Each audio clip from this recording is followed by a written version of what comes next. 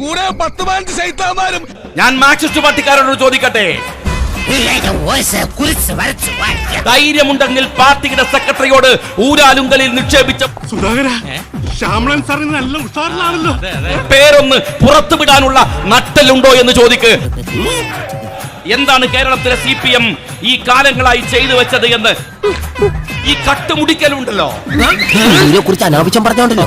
എത്ര കാലം പോകുമെന്നാണ് നിങ്ങൾ വിചാരിക്കുന്നത്? അതൊരു പഴഞ്ചൻ കോൺസെപ്റ്റാ. ഇതുപോലെ ഒരു വൃത്തികെട്ട രാഷ്ട്രീയ സമീപനം മൂത്ത കള്ളന്മാർ, അത്രക്ക് മൂപ്പില്ലാത്ത കള്ളന്മാർ, അടുപ്പിൽ ഊതനവന്റെ ആസക്തി തന്നെ ഊത്. പറ്റേ ഇളയ കള്ളന്മാർ, ഈ കള്ളന്മാരുടെ കാറ്റഗറിയിൽ കൂടി താങ്ങൂല്ലേ? ഗോവിന്ദ മാഷ് വലിയ സുൽത്താനൊന്നുമല്ലല്ലോ. പാർട്ടി കൊടുത്ത വോട്ട് കൊണ്ട് വലിയ ആളായി എന്നല്ലാതെ. വണ്ടി എടുക്കട്ടെ മോളെ.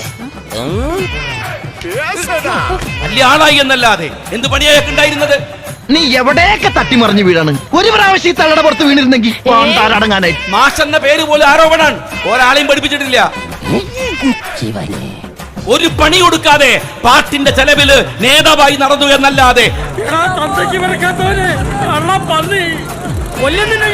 നിനക്ക് എന്ത് യോഗ്യതയുണ്ടോ? കേരളത്തിലെ നിന്റെ അവസാനത്തെ ആ തരിയും കെടുത്തിക്കളയും.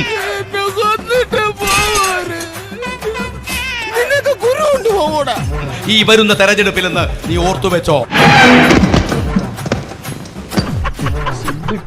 രാഹുൽ ഗാന്ധിയെ നിങ്ങൾ കളിയാക്കിയില്ലേ? രാഹുൽ ഗാന്ധിയെ നിങ്ങൾ കളിയാക്കിയില്ലേ? അബദ്ധം പറ്റുമോ സാർ?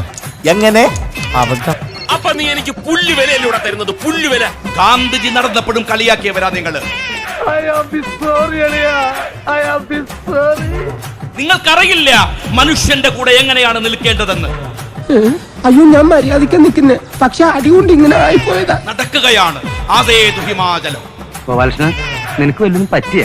അതൊക്കെ ഗോപാലകൃഷ്ണൻ ഒരു നമ്പർ അല്ലേ? ഇത് എന്റെ ഒരു നമ്പറാ. പോക്കിരുത്തം കളിക്കുന്നത് അതിൽ വേണ്ട തെണ്ടി. അപ്പൊ എല്ലാം പറഞ്ഞ പോലെ